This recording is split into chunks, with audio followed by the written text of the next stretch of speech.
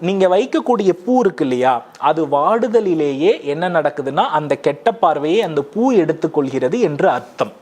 அதே போல நம்ம உடம்புல இன்னொருத்தர் பார்க்கக்கூடிய சக்தி நெற்றியின் வழியாக, ஐம்புலன்களின் வழியாகத்தான் அந்த எதிர்மறை போகும்.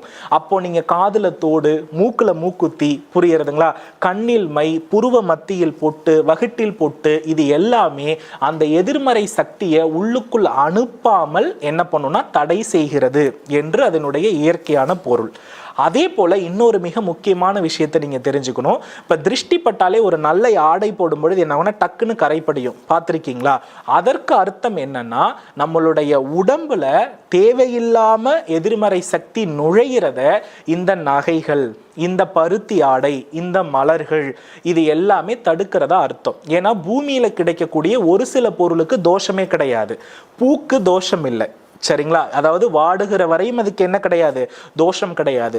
பஞ்சுக்கு தோஷம் கிடையாது, நகைக்கு தோஷம் கிடையாது, தண்ணீருக்கு தோஷம் கிடையாது, புரியுதுங்களா? அதே போல விபூதி குங்குமத்துக்கு தோஷம் கிடையாது. இதையெல்லாம் தன்னுடைய உடம்பில் தரித்து கொண்டிருக்கும் பொழுது அவர்களுக்கு எந்த பிரச்சனையுமே இல்லாமல் இருந்தது. இன்னைக்கு யாரையாவது ஒருத்தரை நம்ம அப்படி பார்க்க முடியுதா?